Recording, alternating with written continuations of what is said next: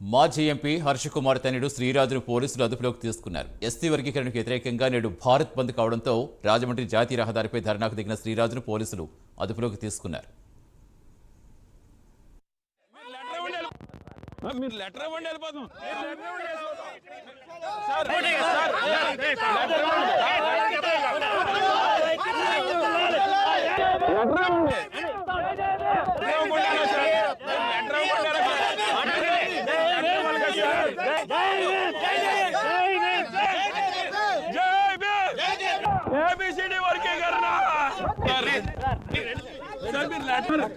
ప్రభుత్వం దీనికి వ్యతిరేకంగా ఉంది.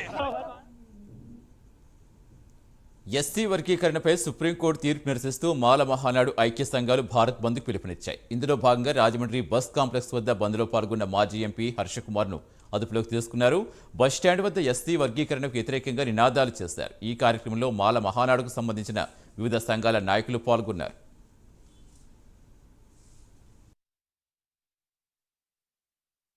ఈ రోజున సుప్రీంకోర్టు తీర్పు ఇచ్చింది. రాజ్యాంగంలోని 341వ అధికరణ ప్రకారం షెడ్యూల్ కులాన్ని విభజించడానికి లేదు. అటువంటి 341ని సర్పాస్ చేసి వాళ్ళు 16A అన్న ఆర్టికల్ని, సమానత్వం అన్న ఆర్టికల్ని తీసుకుని వాళ్ళు విభజించినట్టుగా చెప్తా ఉన్నారు. అది ఖచ్చితంగా తప్పు. కాబట్టి సుప్రీంకోర్టు తన తీర్పుని వెనక్కి తీసుకోవాలని చెప్పి మా ఈ ఆందోళన మాకు కొనసాగుతుంది. ఈ సుప్రీంకోర్టు వెనక్కి తీసుకునే వరకు మా ఆందోళన కొనసాగుతుంది. పైగా ఇది దేశవ్యాప్తంగా జరుగుతున్న బంద్. ఇది ఒక ఆంధ్ర రాష్ట్రానికో మాల సంఘాలు ఇచ్చిన బంద్ కాదు. ఇది అన్ని కులాలు కలిసి దేశవ్యాప్తంగా మాలా మాదిగులు అందరూ కలిపి ఐక్య సమాచరణ సంఘటన అన్న సంస్థ బంద్ ఇచ్చింది. కాబట్టి ఆ బంద్ ఏంటంటే ఎస్సీ రిజర్వేషన్స్లో ఎట్టి పరిస్థితుల్లోనూ ఇతరుల జోక్యం, ముఖ్యంగా కేంద్ర రాష్ట్ర ప్రభుత్వాల జోక్యం ఉండకూడదు. రాజ్యాంగంలో ఎలాగున్నాయో అలాగే ఉండాలన్న ఉద్దేశంతో ఈ తీర్పు ఉండాలి తప్పితే ఒక రాష్ట్రాలకి అధికారం ఇవ్వడం అన్నది తప్పు కాదు. ఒకవేళ అలాగే ఇవ్వాలనుకుంటే రాజ్యాంగ సవరణ చేయండి. రాజ్యాంగ సవరణ చేయాలంటే 2/3 మెజారిటీ కావాలి. మోడీ దగ్గర అంత బలం లేదు. కాబట్టి ఈ సుప్రీంకోర్టును ఉపయోగించుకుని ఈ తీర్పుని అన్యాయం, అక్రమైన, కుట్రపూర్వకమైన తీర్పుని మా మీద రుద్దుతున్నారు. దీన్ని మేము పూర్తిగా ఖండిస్తున్నాం.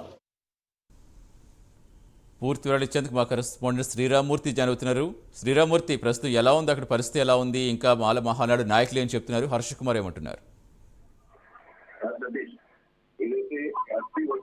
సంబంధించి వ్యతిరేకంగా వర్గీకరణ చేయడానికి వీలు లేదంటూ మాల మహానాడు అలాగే అనుబంధ సంఘాలు ఈరోజు భారత్ బంద్కి పిలుపునిస్తే దేశవ్యాప్తంగా ఈ బంద్ కూడా కొనసాగుతుంది. ఏదైతే ఎస్సీ వర్గీకరణ మీద గత కొన్ని సంవత్సరాలుగా జరుగుతున్న ఏదైతే వివాదం ఉందో దాని మీద ఇటీవల సుప్రీంకోర్టు వర్గీకరణ చేయించని చెప్పి దాన్ని వ్యతిరేకిస్తూ వెంటనే సుప్రీంకోర్టు తీర్పు వెనక్కి తీసుకోవాలని చెప్పి డిమాండ్ చేస్తూ ఈ రోజు